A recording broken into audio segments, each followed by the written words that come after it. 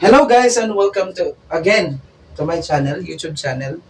So this is supposedly a video supplemental to my internal control episode. So I have here the thumbnail for the internal control lecture that I've made. So if you wanted to visit that first, then go ahead, find it on my YouTube channel, and please subscribe by the way. And if you find this thumbnail, you can watch it or you can wait for this video to end or skip to the end. And there will be some suggested videos right there. And one of the suggested videos is the internal control. Why is it related to internal control? So these transaction cycles are actually the processes on how to process repetitive processes. These are processes or steps in order to process business transactions. Okay? And for example, we're gonna talk about here first the purchase and payment cycle.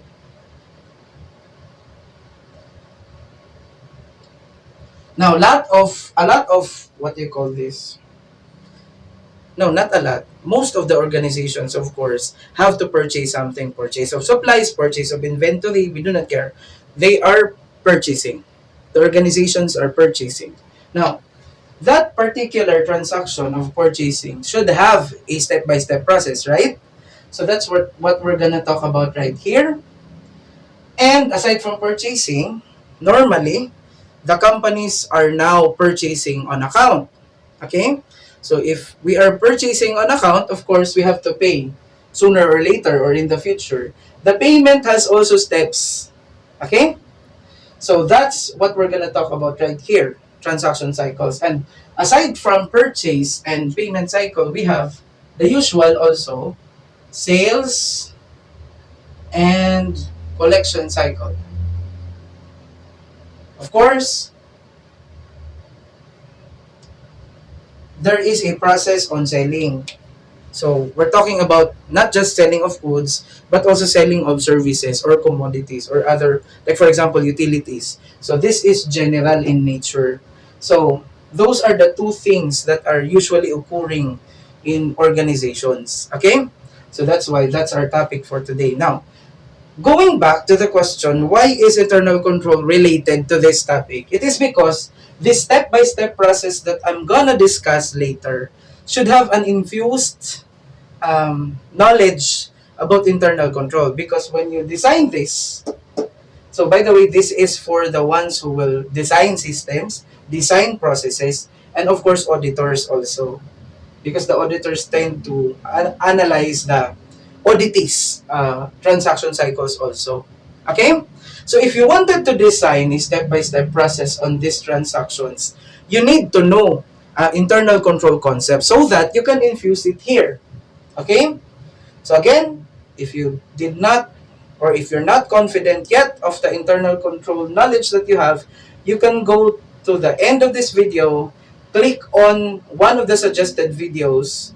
I guess the title is Beyond Internal Controls Beyond, I don't know. I have forgotten it. But it is on the suggested videos.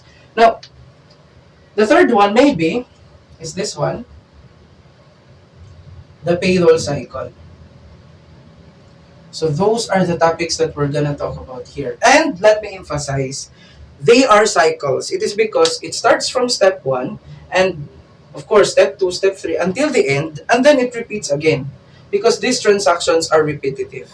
Okay? Now, so in these three, we have to start with the purchase and payment cycle. But before we start again, I have another thing to say to you. I'm not a good artist, so don't judge me. Don't judge my drawing, okay?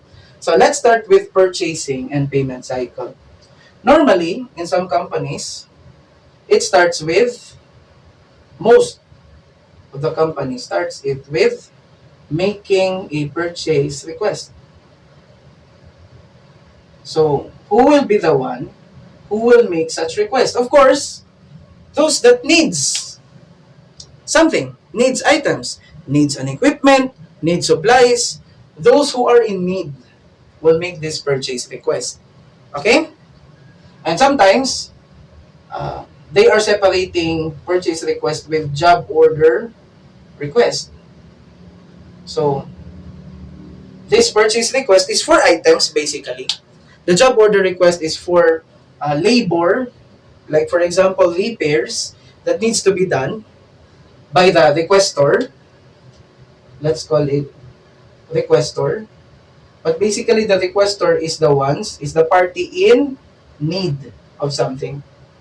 Like for example, I work in a finance department. Of course, finance needs supplies like paper, bond paper. So, if I am the ones in need of bond paper, I become the requestor and I make this purchase request.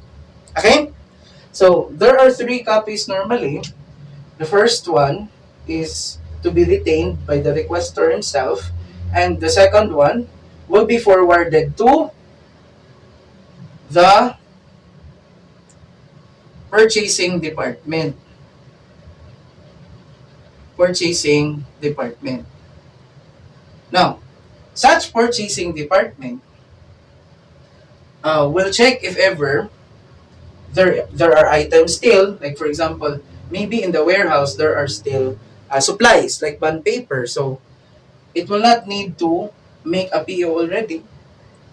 It will release. It will communicate with the warehouseman, and then the warehouseman will release the requested items. Basically, it's just like that, right? But in this particular discussion, let's assume that the requestor is in need of something unique. So there are no items in the warehouse for this one. So, of course, like for example, photo paper. Photo paper. And usually, the company does not need this particular supply. So the requestor in need needs photo paper. It submitted a purchase request to the purchasing department, and the purchasing department will process such request. So the first one, the purchasing department might approve or not approve the purchase request. Especially if it is unusual, it is extravagant, and it is not necessarily needed in the business operations, it will be rejected. Okay? But normally, the purchase request is submitted first to the department head by the requestor, unless the department head is the requestor also. So, after the approval of the department head, because the department head would need to assess whether this requestor's purchase request is indeed needed in the department or the business operations. So, basically, the department head approves the necessity of the items requested by the requestor. So, after approval, it will go to the purchasing department, and sometimes, again, the purchasing department can approve or not. Okay? So, basically, if ever it is really needed, so it will be approved. What will happen next is that the purchasing department will canvass the item requested by the requestor. So, for example, in the canvassing, there will be 3 suppliers or 4 suppliers that will be contacted, and those suppliers will tend to give their quotes related to the requestor's need, and then, of course, they will give it to the purchasing department, and the purchasing department will choose between these possible suppliers. Okay? And these possible suppliers, you will check the quality of the goods that they are offering, or the brand, if ever, and of course the price. So, normally, it's the balance between the quality and the price. Okay? It's not good if ever you're just looking always for the price, for the lowest price. So, basically, I'm telling you, purchasing department needs to canvass. Unless that particular item has been recurring already. So, the purchasing department has already a knowledge. Sometimes the companies gives judgment, gives what do you call this, power for the purchaser to make judgments or calls, especially if the items are already recurring and that the purchaser already knows where is the supplier that has a good quality products and good pricing. Okay? That's what I know of. But some of the companies are also very strict on this canvas. Like every time you purchase something, it needs to be canvassed, even if it is recurring and even if the purchaser already knows who are the ones who are giving those items with good quality and with good price. Okay? Now, talking about that, I would like to highlight that these particular processes that we're going to talk about here, that we are talking about currently, is not fixed in companies. Sometimes they are adding something here in the cycle to make the internal control better. Sometimes they eliminate the processes to make their transaction cycle efficient also. But then again, I would like to give you the overview of how the transactions are normally processed. Okay? Now, we have the purchasing department, canvas, and then after the canvas, consider the quality or the brand and the price, and we will have a winner. Right? And the winner will receive the purchase order.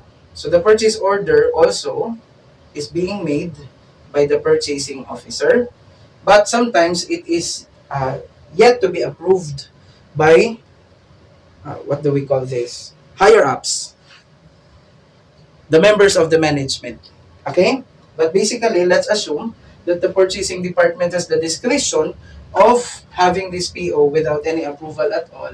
So that particular PO, the PO will be, one copy of the PO will be left with the purchasing department. The other one will go to the supplier. The PO that will go to the supplier. No, no, no. I'm so sorry for my drawings. So it will go to the supplier, the purchasing department will retain one, and then the other one will go to the accounting department. So the accounting department will have one of those POs. Okay? I guess you can understand that, but I'm so sorry for my drawing. So we have one copy retained by the purchasing department, one copy will go to the supplier, and one copy will go to the accounting department. Okay? Now, of course, the next step would be, since there is also there is already a purchase order signed by the supplier, then there is a contract already. Wherein, the winning supplier, if he signed, or if it's signed, if it is a company, has now an obligation to deliver the items. Okay? Now, upon delivery, the supplier will tend to deliver the goods. Two things, goods and the charge invoice. If they're using charge invoice or delivery receipt,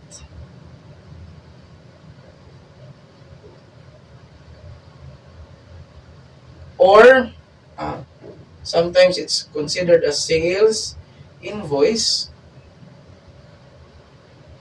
So we have the actual items or the goods themselves. So that particular first one will go to the receiving department.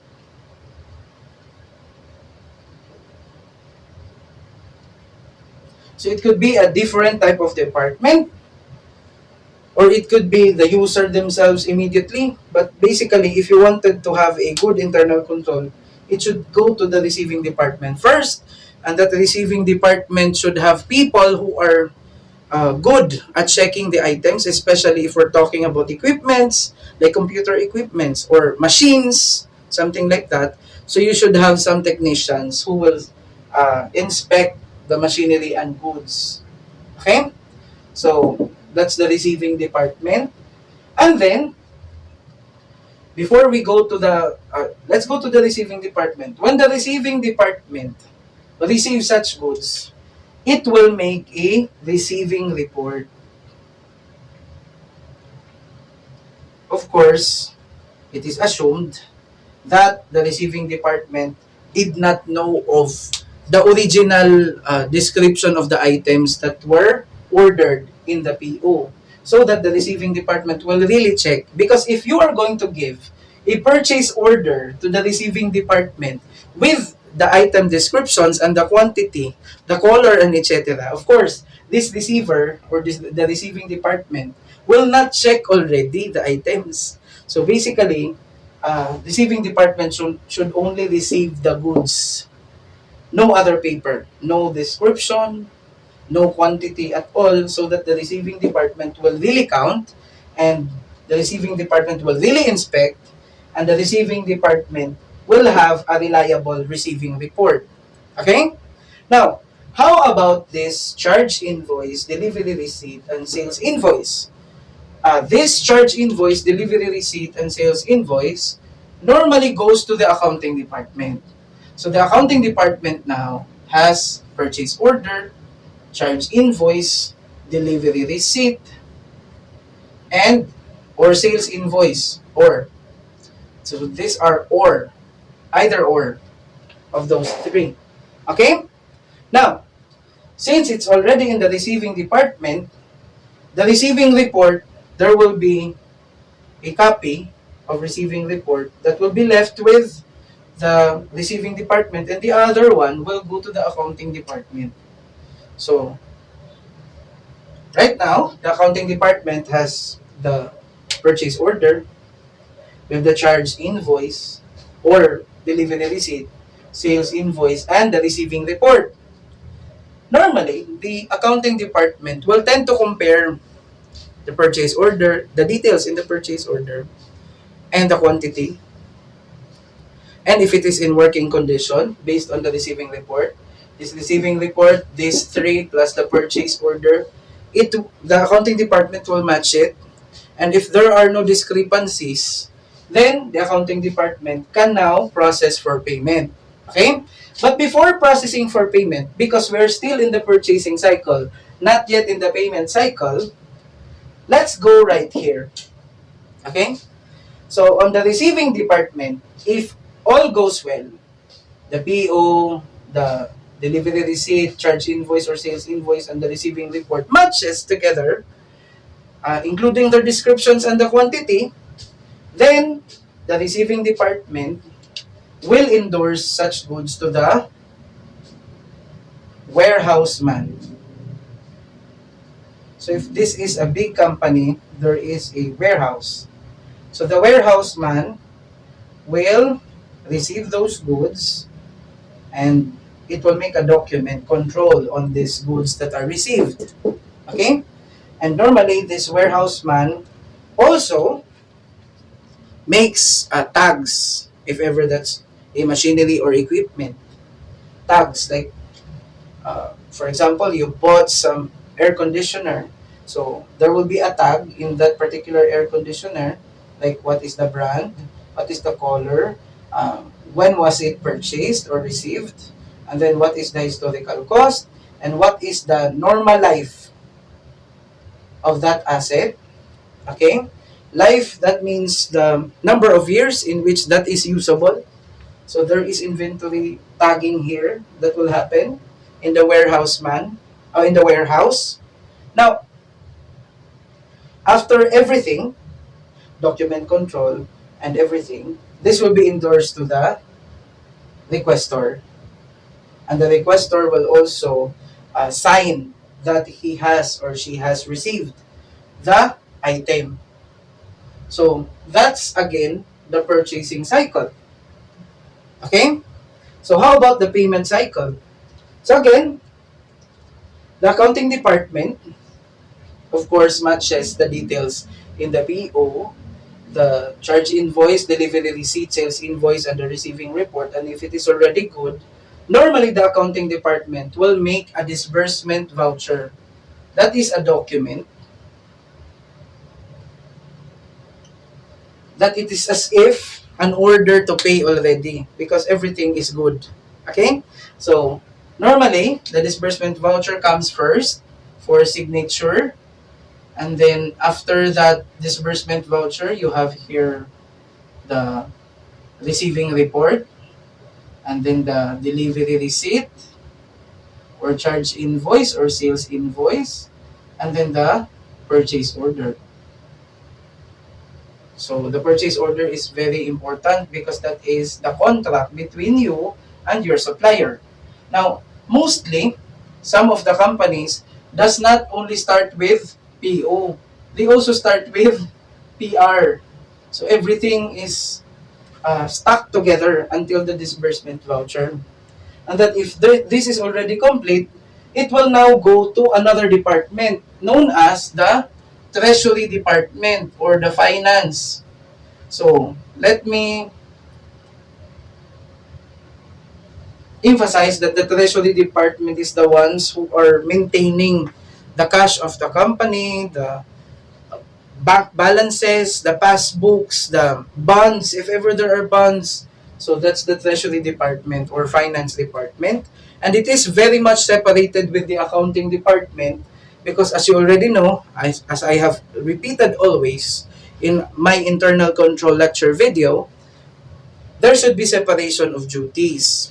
Okay, so the custody of assets, as well as the recording function, as well as the authorization function should be separated. Otherwise, there will be a problem. Okay, so this treasury department should be separated from the accounting department because the accounting department should only maintain records. Okay, so if this set has been approved already, it will go to the treasury department and that the treasury department will print a check. Okay? A check.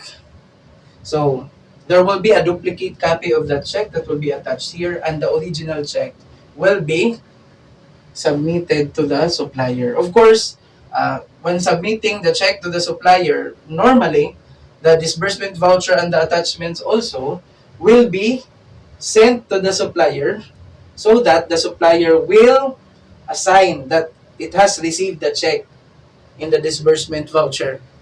Something like that. So that's how purchasing and payment cycle works. But then again, there might be some additional steps depending on the top management so that it will strengthen their internal control. Like for example, so we have the requester here, and if the requester wants to pay or not wants to purchase an item that is expensive, like it's a machinery, it's an equipment. Sometimes the approval of the purchase request does not only need the department head's approval, but also the president of the company or as the vice president for finance, something like that, or um, the heads. Okay?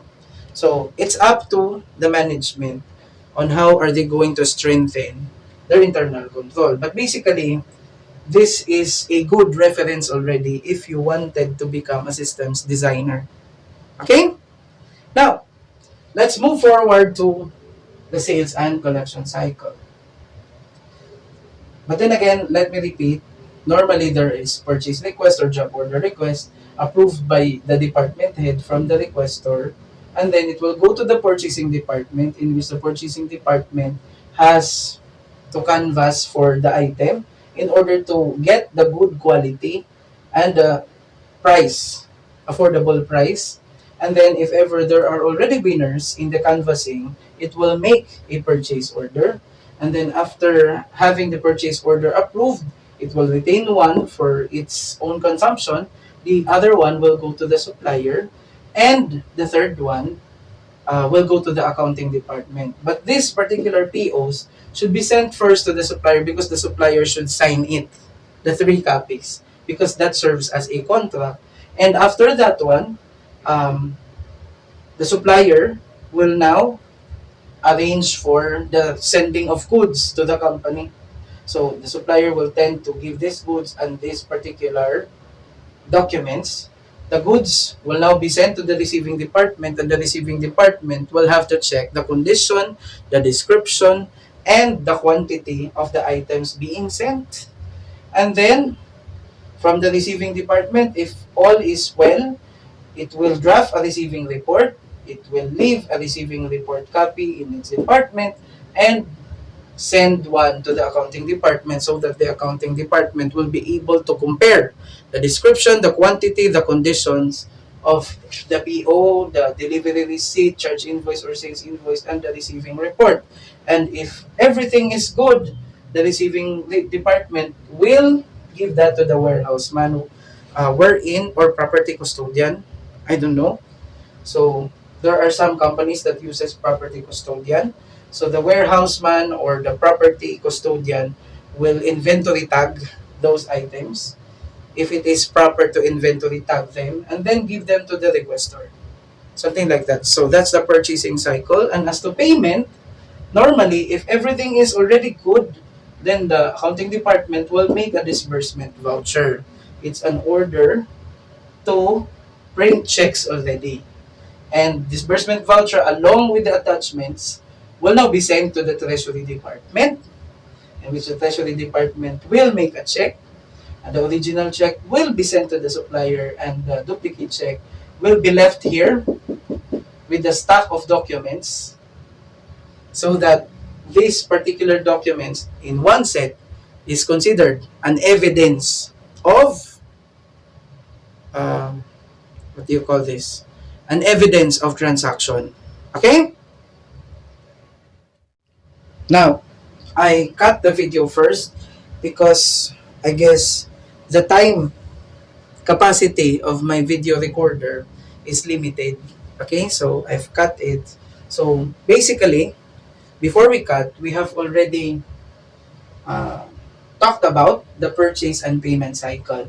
Okay, now let's go forward to the next one. So for the next one, we have the sales and collection cycle. So on the sales and collection cycle, there are also different departments that we have to draw. Okay?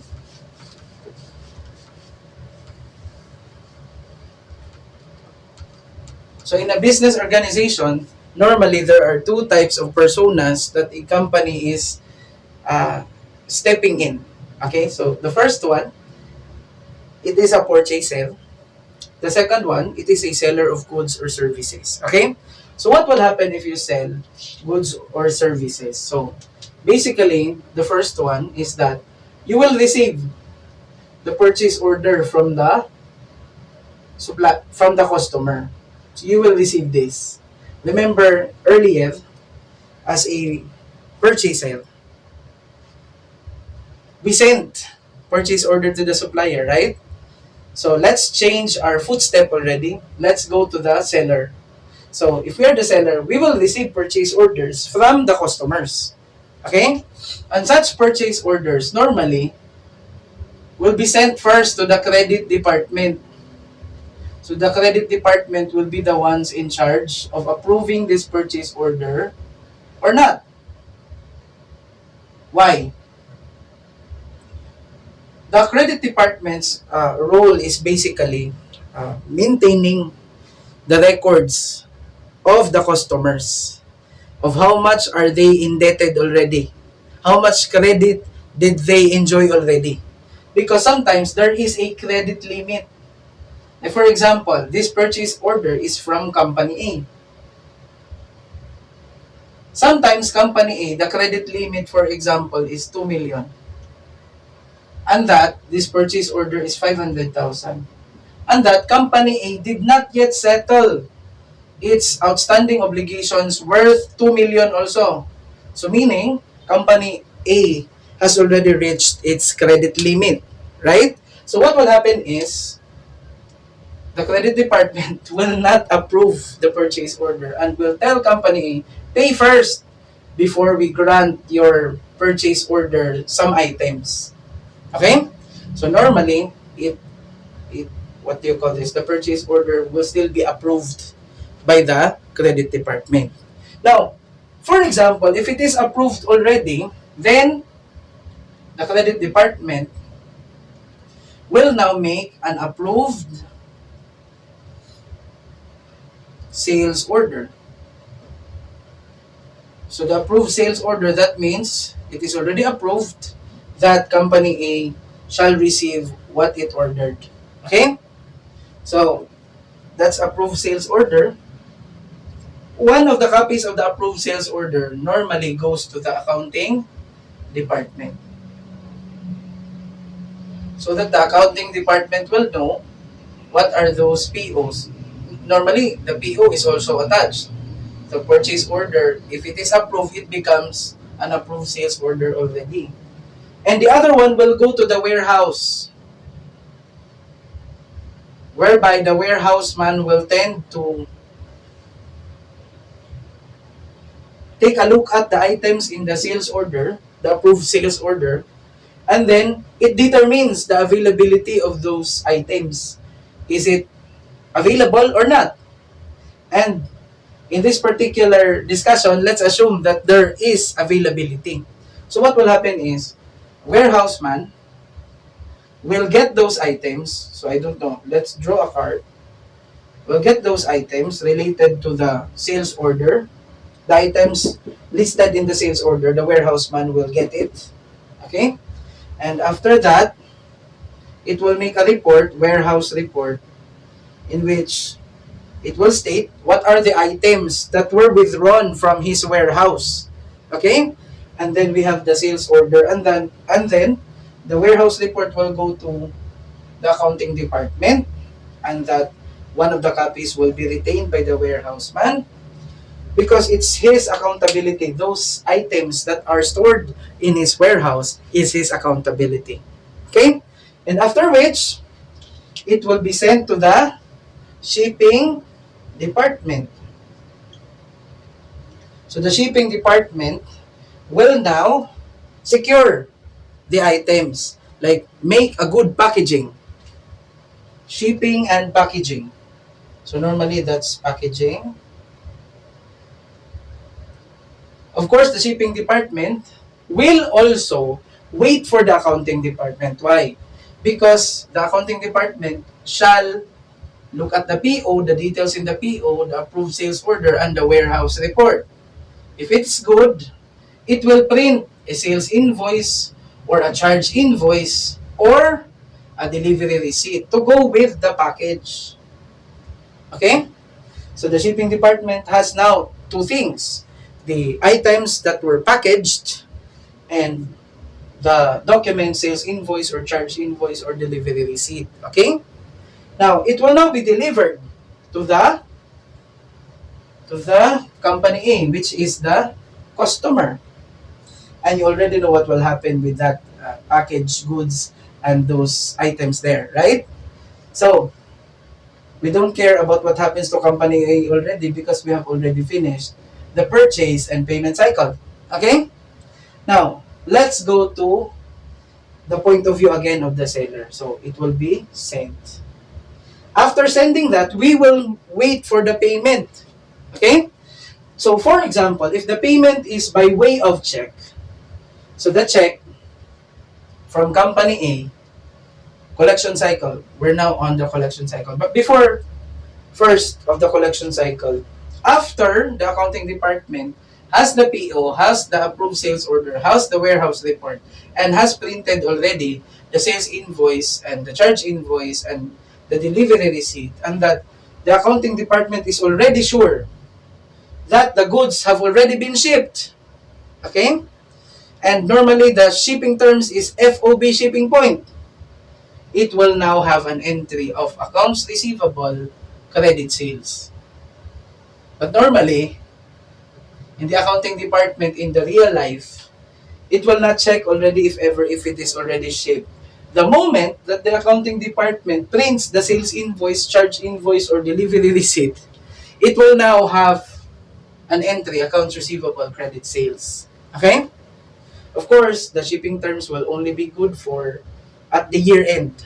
If ever there are some goods that were sold on December 31, because sometimes you might be wrong on having an entry, it could be the entry should be on the January of the next year, or something like that. Okay? But basically, in the real life, if ever the accounting department prints already some sales invoice, charge invoice, or delivery receipt, it will now make an entry, accounts receivable, credit sales. Okay? Now, after that, let's wait for company A to pay.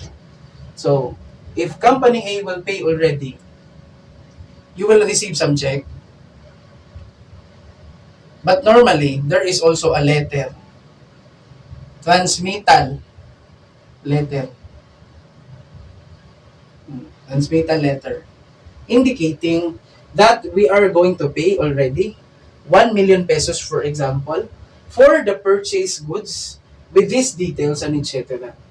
In which this check will go to the treasury or finance.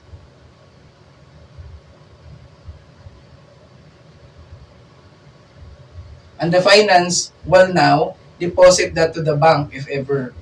So the check will go to the finance or the treasury, where the finance or treasury will send it to the bank, and the transmittal letter will go to the accounting department. And if it received the transmittal letter, the accounting department will now debit cash, credit accounts receivable, if it is confirmed. Okay? So the transmittal letter shall be confirmed, and the check shall be confirmed by the accounting department from finance and treasury. And again, that is directly related to the separation of functions. So the check shall go immediately to the finance or the treasury, because the function of the finance or treasury department is custody of assets, whereas the accounting department is recording. So the transmittal letter will go to the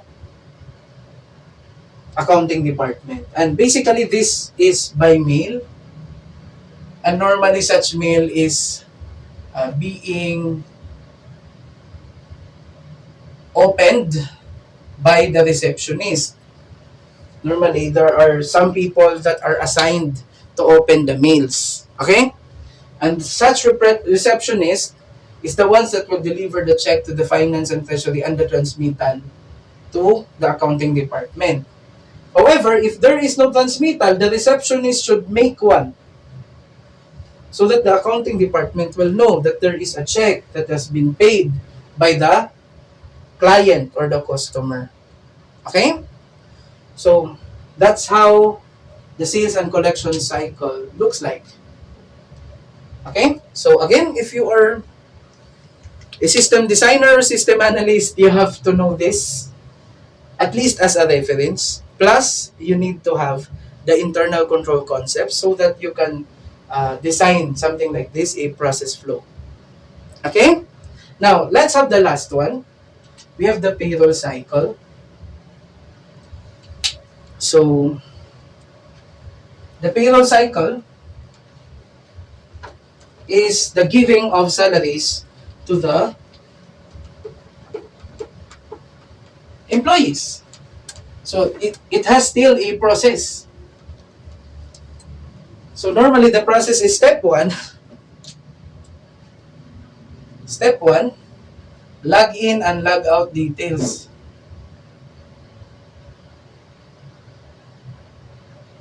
And normally, the ones that will extract this from a machine, for example, if you have a log-in, log-out machine, is the HR.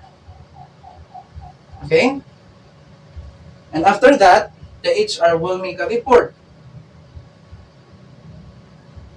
It could be a payroll report, wherein it is normally composed of the names of the employees, and then after the names,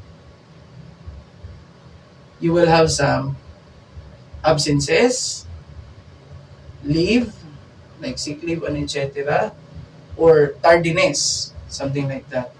And it will have a summary here.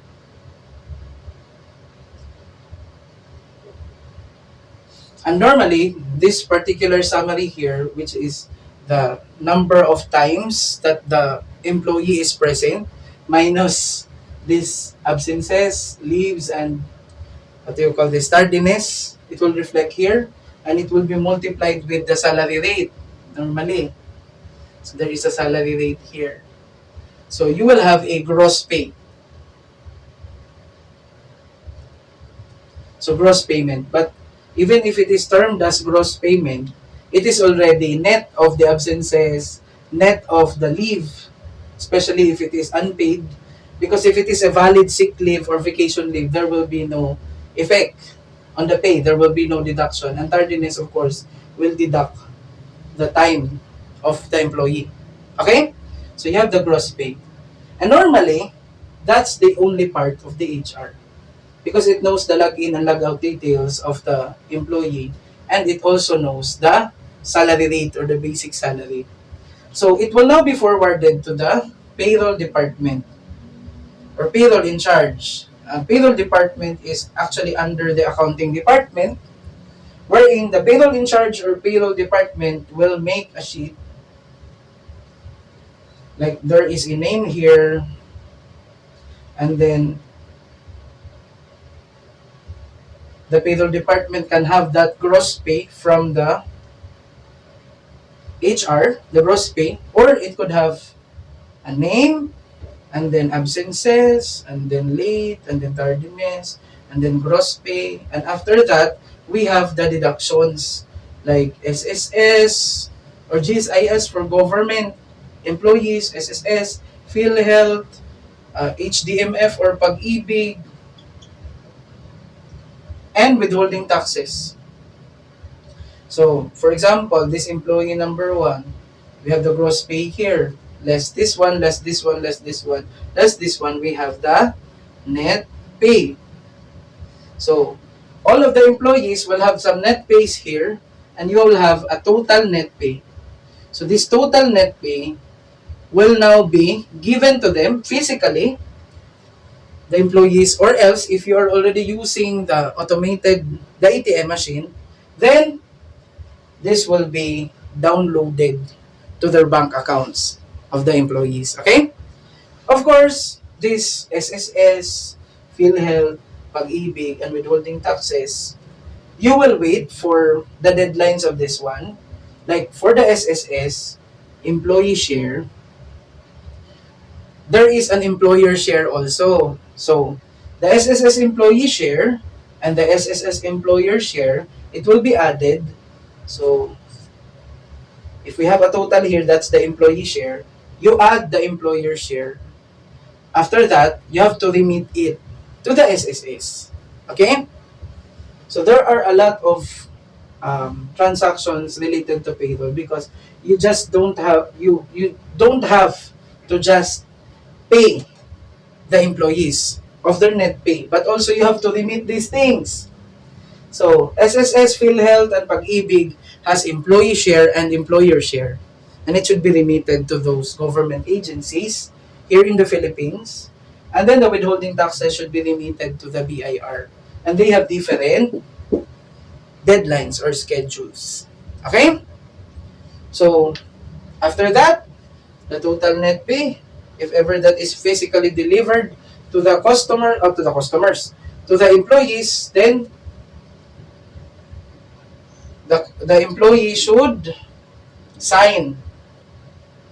So the pay will go to the employee shall sign, and if the employee is absent already, then it will be kept by the payroll in charge, I guess, or the ones that is under the finance or treasury, so that if the employee will become present, the employee can get it from them. Okay? But then again, it's much better if the payroll department does not have any custody function, because supposedly the payroll department should be recording only under the accounting. Okay? So, before going to the employee, by the way, after computing for the net pay, or before remitting these things, so for the net pay first. So, the net pay, if there is already a payroll sheet that is fully approved and fully verified, that payroll sheet, you will have a disbursement voucher normally. And then, the finance department or the treasury department will make a check if ever you're going to physically give the salary to the employees and you're not using ATM. Okay? So, the attachment is this payroll sheet that is approved, and then the disbursement voucher, and then the check. And then the check will now be encashed, and those encashed salaries will now be given to the employee. The employee will sign, and if ever the employee is absent, the money will be stored by the treasury department or finance department until the employee comes. So basically, this is the payroll cycle, and this usually happens every 15 days. Sometimes there are employers that gives their uh, employee salary every week based on my experience also. So as a finance manager, a new finance manager actually in our company, I am fixated to these particular processes because I think in order to become an accountant or a finance manager, you should always think that the recording is always at the end of the transaction process. So you need to start with the process beginning before you go to analyzing how to record it. Okay? So that's it for this video for the transaction cycles. So the next video that I'm going to upload is related to testing controls, whereby you are going to be asked about situations related to transaction cycles and internal controls. Okay?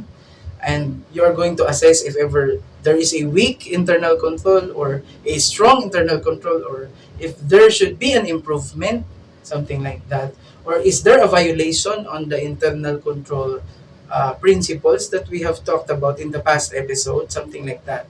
So in order for you to be guided on how to answer situational questions related to internal control and transaction cycles. Okay? So that's it for this video. So if you learned, please click like and then comment if you wanted to comment, and share and then subscribe. Thank you.